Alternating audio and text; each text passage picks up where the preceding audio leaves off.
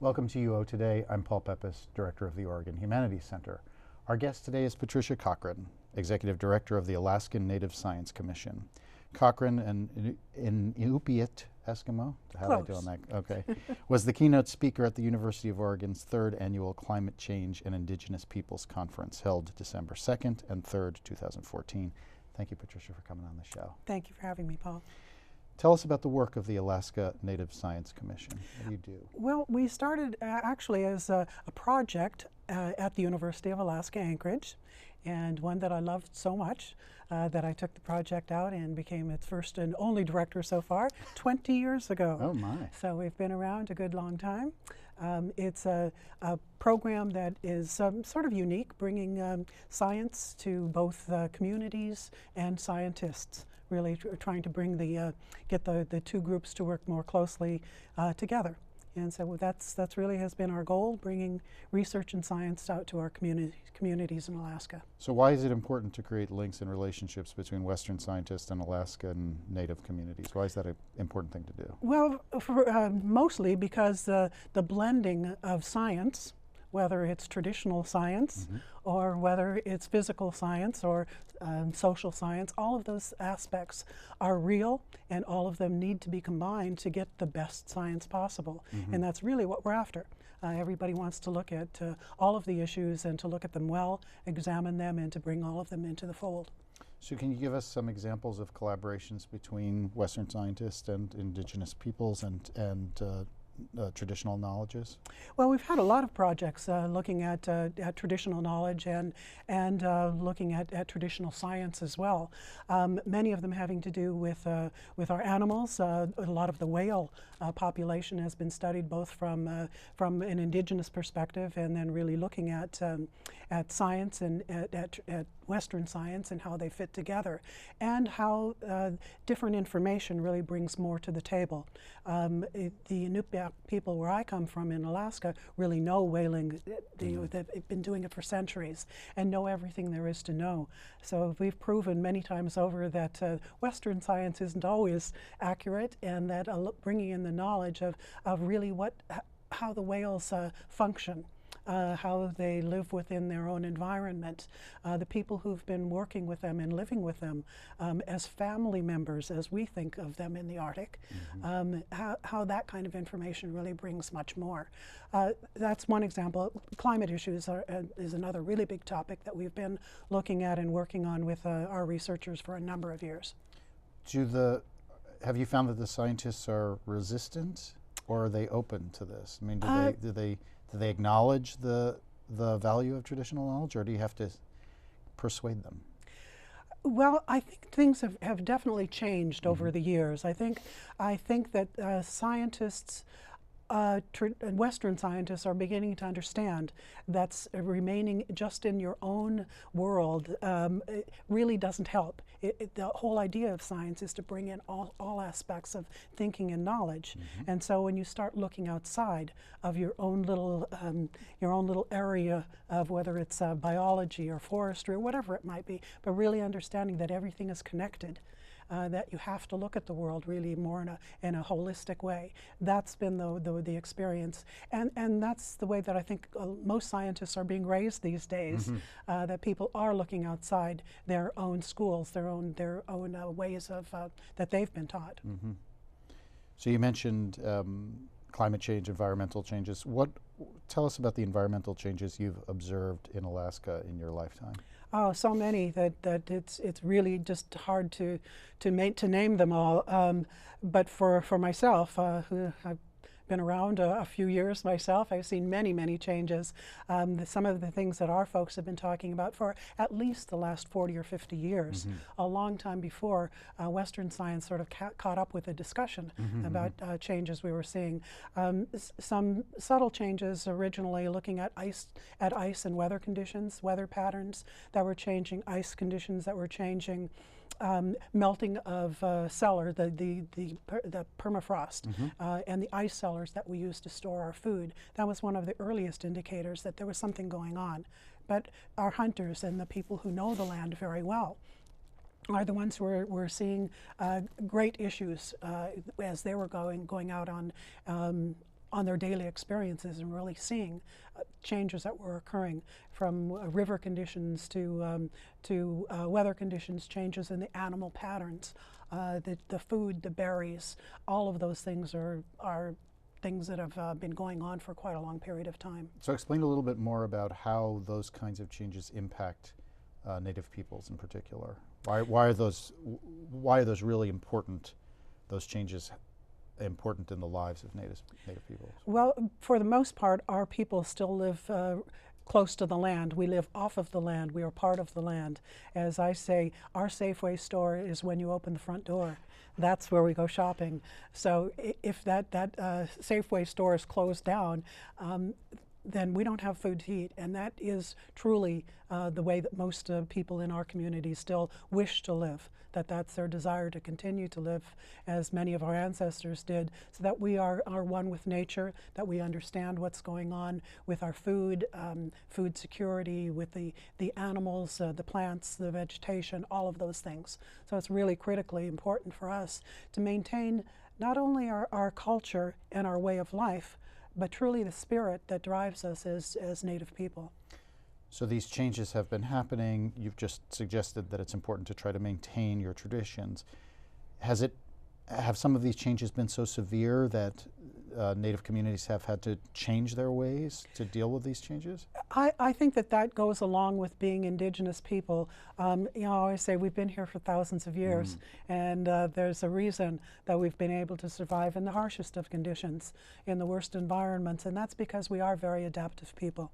We've really been able to take situations as they come, to learn from the lessons of our ancestors, and to us, again, that's a major part of our culture, is understanding, appreciating, and bringing to the forefront the lessons that we've learned over the generations.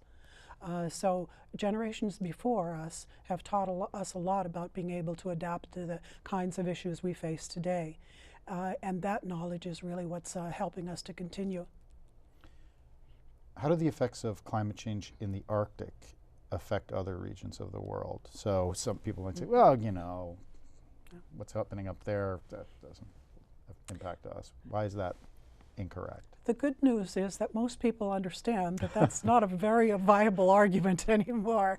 And Alaska is the only nation in the U.S. that is an Arctic nation. So we have been compared to a lot of things as, you know, the Canary is the, you know, the place where most of these things have come to the forefront earliest. And what's happening in the Arctic is truly what's going to happen on to the rest of the planet. So we recognize that those issues that we've faced there are things that we can help other communities, not only truly in Alaska and the U.S., but worldwide. To look at the things that they're facing now, there's very similar conditions that we've been experiencing for the last several decades, and the knowledge that we can help bring to the table to assist other communities and other places across the world to be able to live in the world that we have now. That particular aspect of your work is especially interesting to me, the way in which you work to create connections between indigenous groups from all over the globe. Can you give us an example of a collaboration or an exchange that's happened between an indigenous group in the South with your organization and your communities? There are a number of things that we've been involved with over the last several years. One of the things that I brought together a few years ago was the first ever Indigenous Peoples Global Summit on Climate Change, where we brought over 400 people from all over the world, from Africa to Asia to the Amazon to the Arctic, you know, and really all of those communities for the very first time to sit down and talk together, see how to see how our worlds really were beginning to take shape, and how the influences, the different effects of climate and other things were affecting all of us, how we can work together much more effectively. We now have a global network on climate change that meets throughout the year. We share information from all of our communities and really help to assist people in looking at community solutions. So it's not just about what's going on in our own backyard, but really understanding that what's happening to us is happening in many other places, and that we have to look at this as a global issue, that it's no longer just a community-driven problem, but it's something that we have to look at as a global community. Could you describe a particular example of one of these community solutions in Alaska or in Australia or in Africa? Sure. Well, a number of the different things that we're looking at, again, looking from a holistic point of view. We've done so many different kinds of projects that it'll be hard to identify, but there are a number of things. We're looking at modern technologies and ancient solutions as well.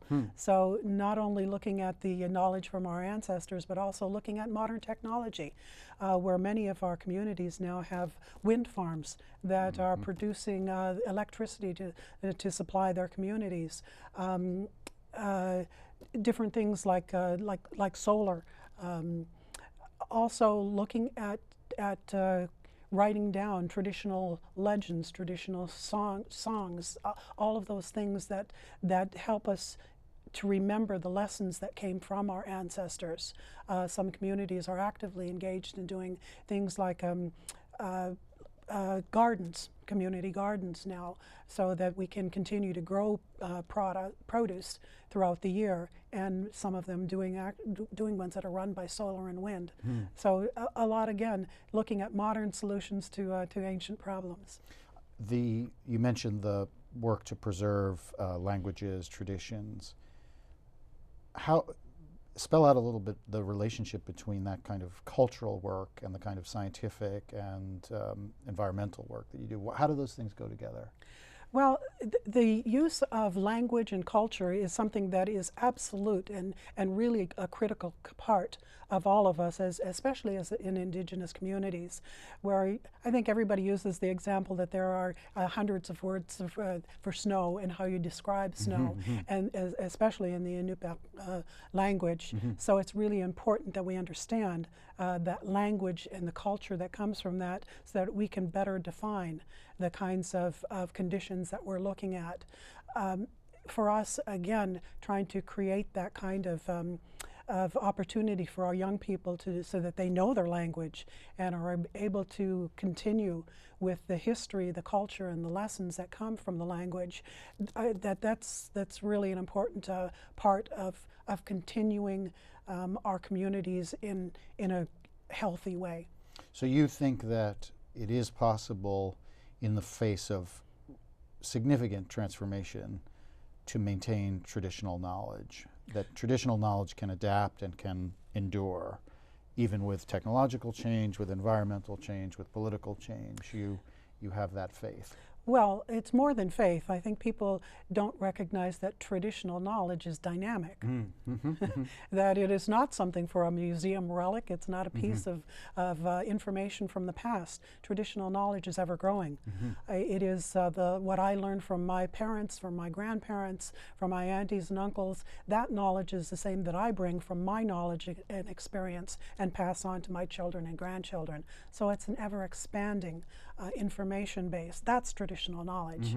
It's using the old along with the new and looking forward to the future. What's your opinion about the U.S. political response to climate change?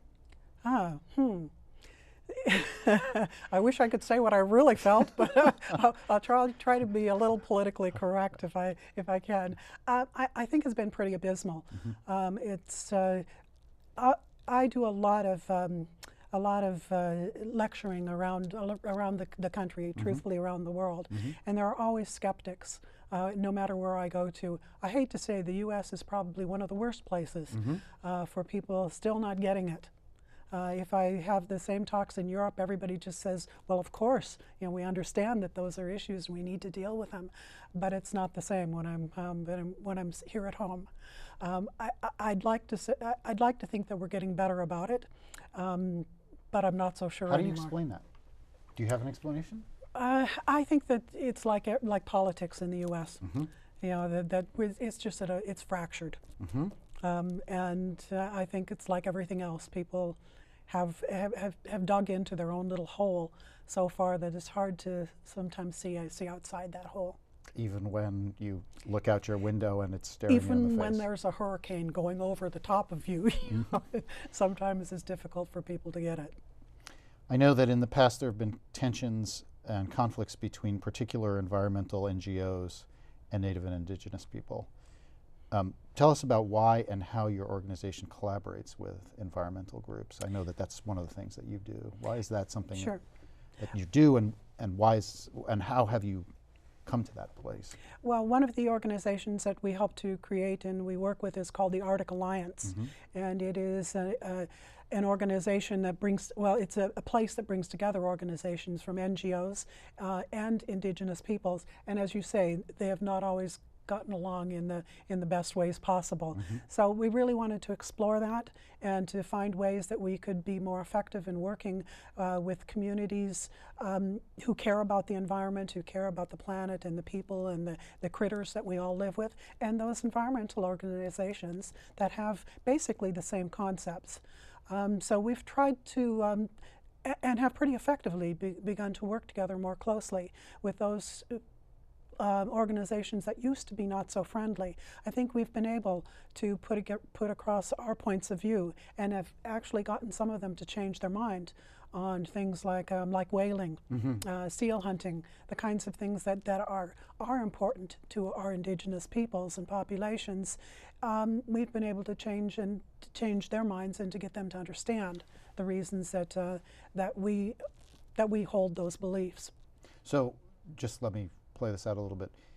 I'm assuming that there was a time when environmental groups thought all whaling, all seal hunting had to stop. And the argument that has been made is that there are ways of doing these activities that are sustainable and that they're crucial to the health of the communities. Is that the kind of argument that you made?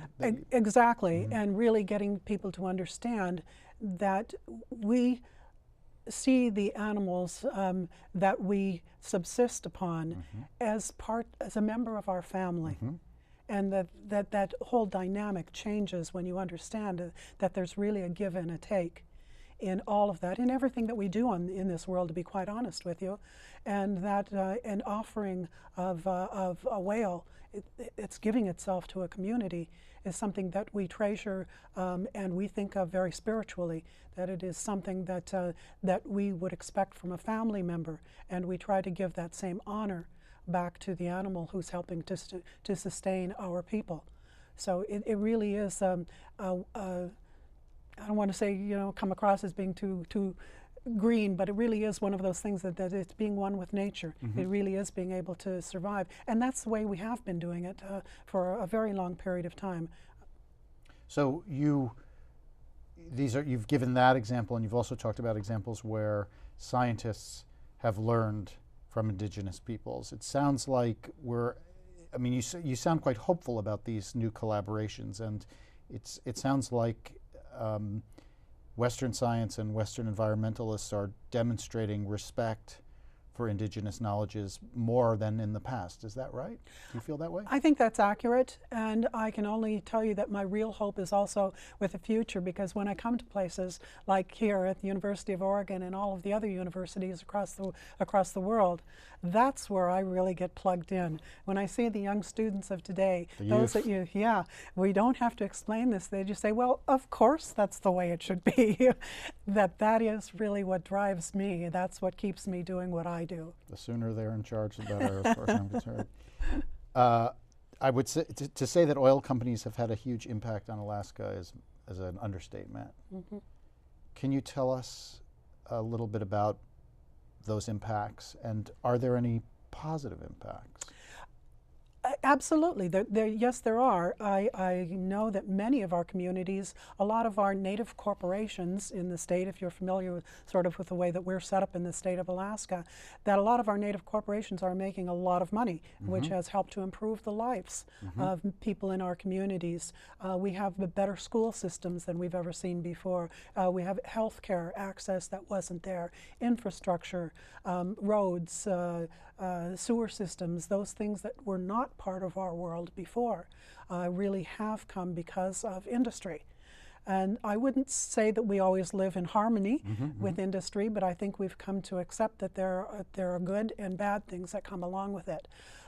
We've so far been able to maintain a pretty viable relationship with many of the oil companies, especially up north. We haven't had a whole lot of offshore drilling because that, again, affects a lot of the animals that we depend upon. But I also have some fear because when we're looking at the opening of the Arctic waters and 25% of the remaining resources, oil resources, being in the Arctic, what that is going to do.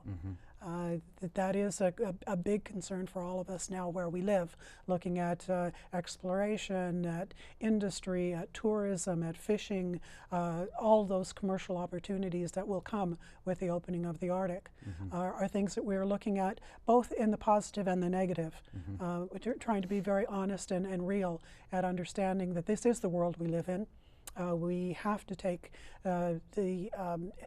all of the industry that brings some good things and benefits to our communities, but to do it in a positive way as best we can.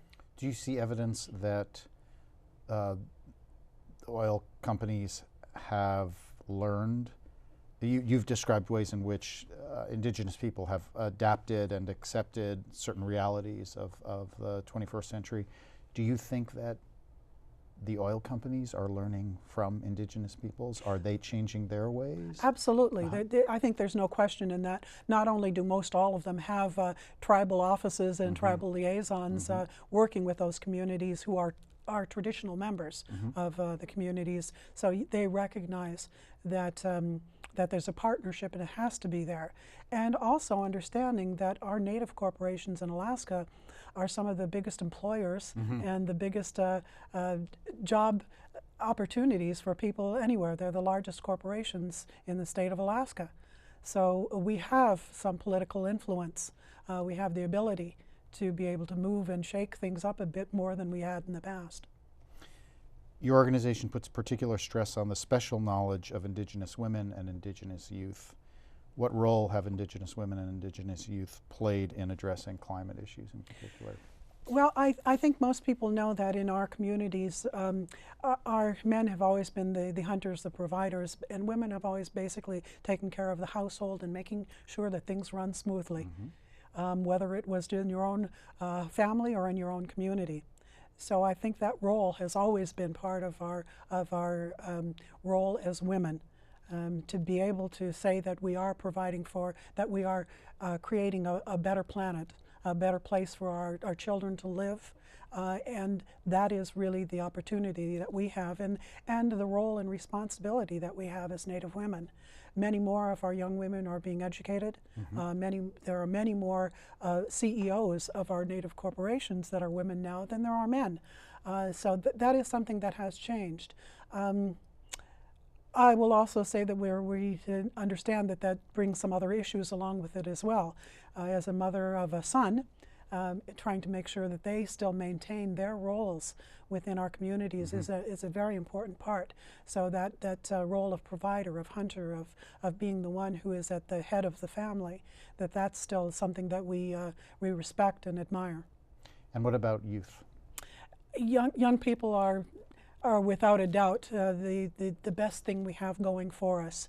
Our job is to really create and to make sure that the hope is there, that I get concerned a lot of time with all the issues that are at the forefront, that we talk about all of these bad things that are going on in the world and how it's impacting all of us.